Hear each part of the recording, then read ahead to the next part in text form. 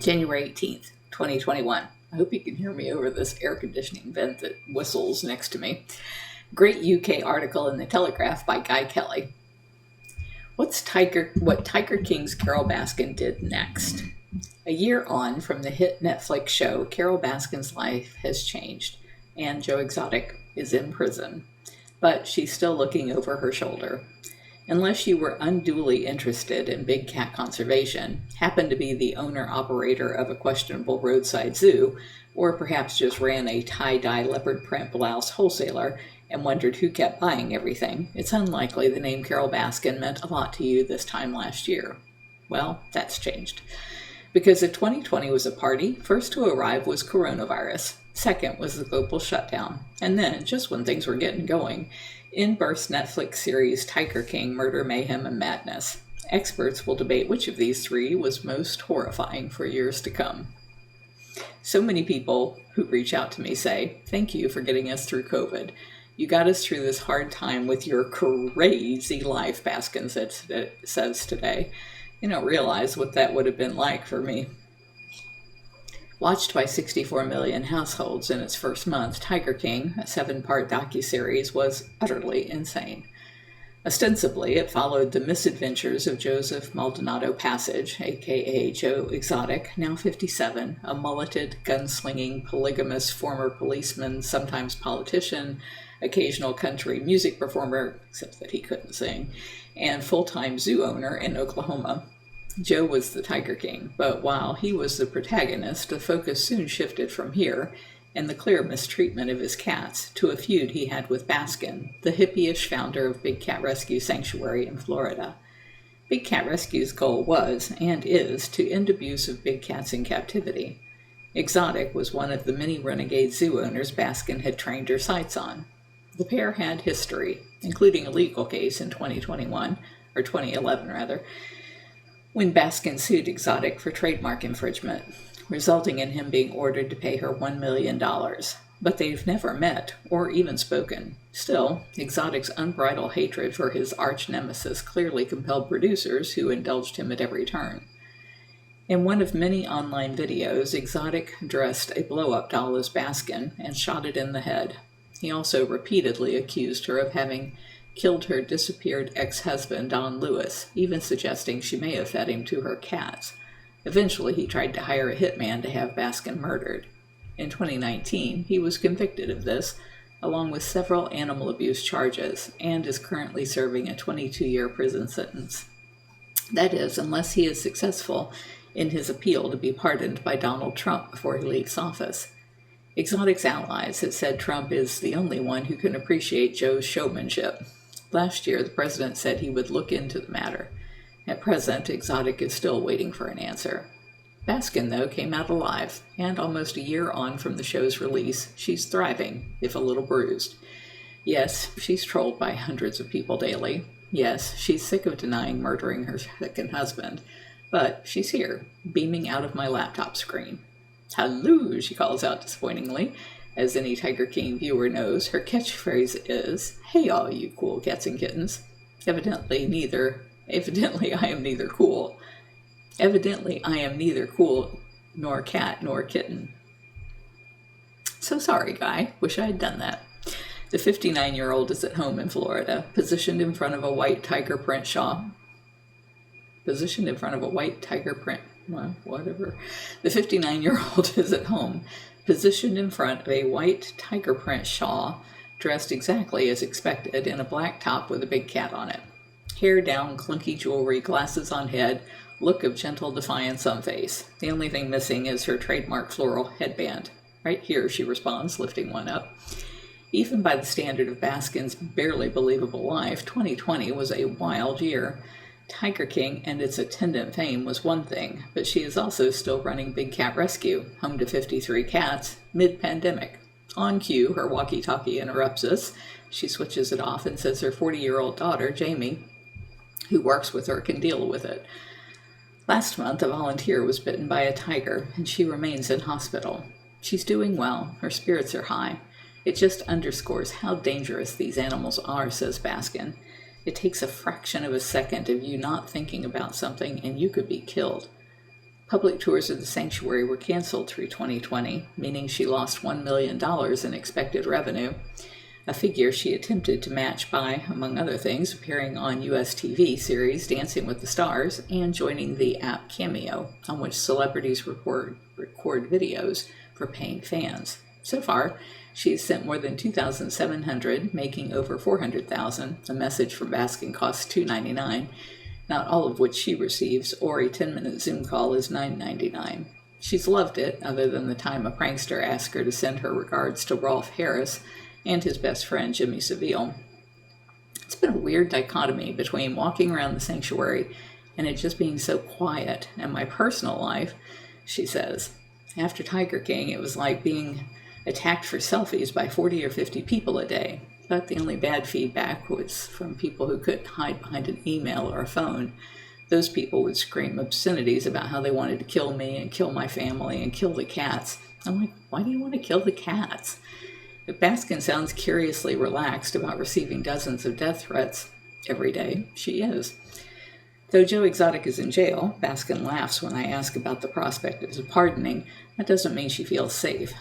If I had been in danger prior to Joe being sent to jail, I think I have been in more danger since, she says calmly. As dangerous as he was, he's the least dangerous of those guys. When she attends some events, she hires a bodyguard. But around town, I don't. I do carry a gun, but my belief is I would probably never see it coming. I don't think I'd be able to get to a gun in time. Just yesterday, somebody flew a drone over her property, so she checked that it wasn't loaded with a grenade, because that's the one thing Joe thought would be a great way to kill people, dropping a grenade from a helicopter. Every day is a matter of living like that. Netflix versus reality. Tiger King had been 5 years in the making. According to Baskin and her current adoring husband Howard, it had originally been sold to them as the big cat version of Blackfish, the 2013 documentary that exposed the treatment of captive orcas at SeaWorld. It was not that, she says accurately. We sat through the whole thing and then looked at each other and went, what a missed opportunity. Baskin felt let down by how she and her business were presented. Big Cat Rescue looked little different from the zoos it is designed to save animals from. In reality, it doesn't breed, sell, trade, or allow any public contact with the cats. Baskin herself, meanwhile, came across as unhinged as exotic, only in a more conniving way, like a cat lady Macbeth. In reality, I find her warm and quite funny. Then there was the subplot that focused on rumors she murdered Lewis. The way Howard describes it is, if you were put on trial and the prosecution put forth their whole case and then never allowed the defense to produce any evidence, of course everyone would think that person was guilty. They'd have me doing these slow-motion evil looks into the camera to make me look like a really hateful, vengeful person, and that's just not who I am. A number of critics saw Baskin's portrayal as deeply misogynistic, not least in the persistent suggestion that she relied on her husbands to accrue wealth. I didn't even know what the word misogyny meant when I read that. I was like, I gotta look that up, she says. The people who said, well, you can't trust her, she killed her husband, were always animal abusers. I've had that thrown at me all these years, but I didn't realize people believed it. Baskin laughs a lot, but never more hysterically than when confronted with the most painful moments in her life. She remains po-faced, for instance, when I marvel at how Kim Kardashian dressed as her for Halloween, or when I point out that she's become a fashion icon, apparently inspiring the resurgence of leopard print on High Street. Well, I didn't think it was iconic. That's what I said. She practically guffaws, however, when looking back on her experiences of domestic violence, infidelity, or a serious car accident. The worse the trauma, the bigger the laughs, which means nothing is funnier than the rumors that she'd murdered Lewis in 1997, which she flat out denies. What really happened to Don? There was a volatile marriage. They'd met in 1981 when the 19-year-old Baskin was walking barefoot along the side of road in Tampa, having thrown a potato at her allegedly abusive first husband, Michael Murdoch. Lewis, cruising by, convinced her to get in the car by offering her a gun to point at him in case he did anything untoward. Lewis was, she said, an unpredictable but charismatic man. He was also married, so Baskin, who'd had Jamie, then a baby with Murdoch, became his latest extramarital affair.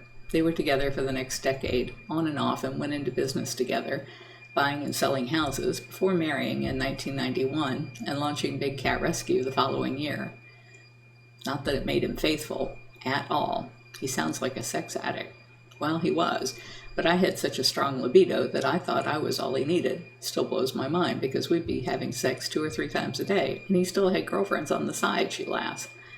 It's been written that he'd fly to Costa Rica most months, where he had shady interests and more girlfriends, timed in with the week of Baskin's menstrual cycle. That was true. He'd tell me it was because I was grouchy and he wanted me to have peace around the house, but he was out having all these affairs. That was the nature of our relationship. I was free to have affairs of my own, but after we got married, I thought we were being faithful. I certainly was. By 1997, things had frayed. According to Baskin, Lewis became increasingly erratic, wasting most of $1 million she lent him to invest, and was losing his faculties. A volunteer came up to me one day and said, "It's amazing you're able to run this sanctuary and deal with a husband who has Alzheimer's." I bought a load of books about the disease. I showed Don. He had started getting stuck in dumpsters, defecating behind buildings, really crazy stuff. I was trying to get him medical help, but every time I did, people were in the way. I believed they were taking advantage of him and didn't want him to get help. At dawn, on the 18th of August, 1997, Lewis left home and vanished. He owned several planes, though his license was suspended at the time. He often flew. 2 days later, his van was found at a small airport 40 miles away. But there's no evidence in the van or at the airport, no witnesses who had seen the plane take off, no sign of foul play at the sanctuary.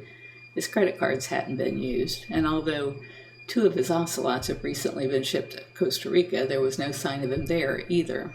Details of the investigation were never released, but U.S. media had reported that none of Lewis's planes were missing. The wildest conspiracy theories. The case became a national story, starting as a theory mill that hasn't stopped churning since.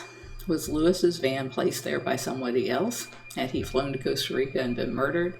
Had he flown to Cuba but cunningly sent the ocelots to Costa Rica to distract the authorities? Or had Baskin killed him and hidden the body in a septic tank? Or ground him up and fed him to the tigers? Most of these conspiracies were disinterred and re-aired on Tiger King. Baskin was able to wearily brush off those spouted by zoo owners. She has never been a suspect, but the accusations from Lewis's ex-wife, Gladys, and the daughters were harder to take. And the producers, for instance, put forward the idea that she refuses to take a lie detector test. I offered. The only people I cared about knowing the truth were Dawn's daughters. I was heading down there to take the test, but my criminal attorney was like, absolutely not. So I've not taken one since, because I don't know where he is. I could pass the lie detector and be seen as a stone-cold killer with no emotions. Or I could fail because I have emotions, and now I'm a stone-cold killer. There's no way to win, she says. She hadn't spoken to Lewis's family in person since 2001. She received his death certificate the following year. He was, she says, my best friend from the time I was 19 years old. Only then could she have a moment's grief. I just looked out the window, and by the time I came back, hours had passed.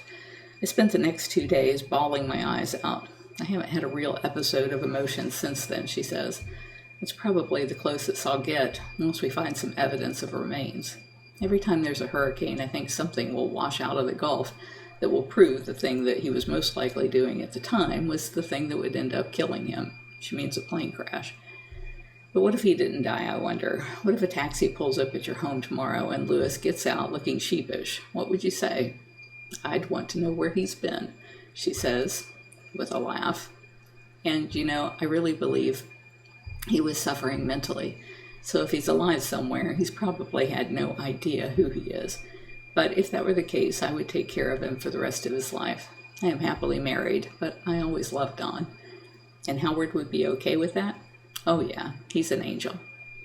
When Carole met Howard, to understand why Carole Baskin married Howard, a sweet, adoring, elderly-seeming retired management consultant 11 years her senior, it's worth considering the previous men in her life. She was born on a U.S. Air Force base in Texas. Her mother was a secretary. Her father worked in intelligence. He's one of 2 private detectives she'd hired to look for Lewis, and later as a pilot. My mother was the stable one. My father was the dreamer, the charismatic person. She stopped. God, no wonder I had these daddy issues. By 8, she'd become besotted by cats and learned that unwanted kittens are euthanized. It was a life-changing moment. I'm like, I am going to end that problem. It's still her goal once she's done with big cats. The family moved 14 times before she was 13, and at 14 years old, Baskin was raped by 3 men at knife point after a friend from church sold her virginity for drugs. She ran away from home, worked underage doing bar jobs, briefly drank heavily. She now barely drinks at all. And then, at 17, moved in with her boss at a department store job, Murdoch, whom she married and had Jamie with, and had run away from after a fight in 1981. In October, Baskin came out as bisexual, explaining that she'd once had a platonic wife in the 1980s. I had sexual relationships with women before marrying my platonic wife, she tells me. A platonic wife? I was in an automobile accident, and when I woke up with amnesia in the hospital, she explains with outstanding nonchalance, my assistant found me in the hospital and was like, "Where's your baby?" I didn't know I had one. Baskin was in the hospital for weeks, and the amnesia took years to be cured fully, thanks principally to her old diaries. As she scrambled to recover, she couldn't cook, clean, look after my daughter. I needed somebody just to be that wife. So she put an advertisement in the local newspaper for a non-sexual live-in partner. I'm not sure why she didn't term it nanny either, and found a nice woman called Mary. Where was Lewis? He decided that was a good time to try and patch things up with Gladys, of course. So you can see why Baskin was looking for a little more stability and a third husband. In 2002, while seeing a hypnotherapist to try and control her weight, she discovered she kept attracting this charismatic, daredevil, bad boy type, and it never ended well. So, I concluded I should choose someone totally outside of what had appealed to me. That was our Howard, all right. They met at an event at an aquarium in 2002. There he was in a 3-piece suit and a sweater vest, and all Baskin could think was, man, I could really loosen him up. But they got to talking, and he was the cat's pajamas. I was so shocked at what I've been missing all these years. They married in 2004. She takes a breath. Oh, I love that guy. The dog. We're babysitting the dog. And he loves her. That much was clear on Tiger King from his adoring stares and staunch defenses. They've never had an argument, having once written the Constitution of how to deal with one another under stress. And he likes the cats enough to dress up an animal print singlet for some now infamously weird wedding photos. I've been wondering this for half an hour, so I might as well ask, are you still having sex 3 times a day? Actually, Baskin says cheerfully, one of the things I found so endearing and bizarre about Howard when we first started to date was that I was accustomed to having a lot of sex. I still had a very strong libido. Howard, on the other hand, was a once-a-week man. I was like, really? Once a week? That's what I can look forward to? So that's what my life has been like until menopause. Then my libido went right out the window and I have 0 sex drive, which leaves plenty of time for Baskin to focus on her other great love, the cats. She says the Tiger King producers recently got in touch to clear the air, but Baskin told them to lose my number. If there is a season 2, she wants no part.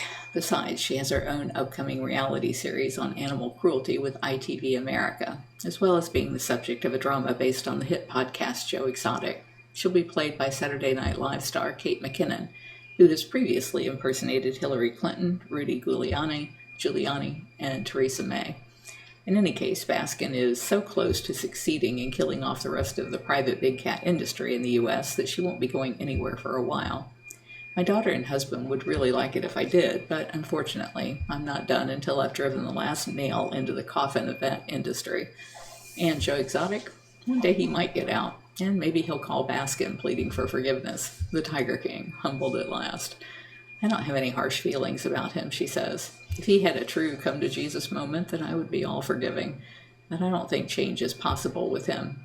All he's saying is he was framed and he doesn't belong there and he doesn't take responsibility for the things that he did to those animals. She shrugs, and I expect a laugh last. She shrugs, and I expect a last laugh.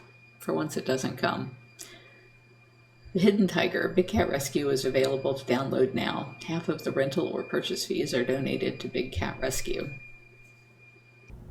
If you're enjoying my diary, please like, share, and subscribe. You can find other ways to connect to me over at bigcatrescue.org/Carole.Baskin.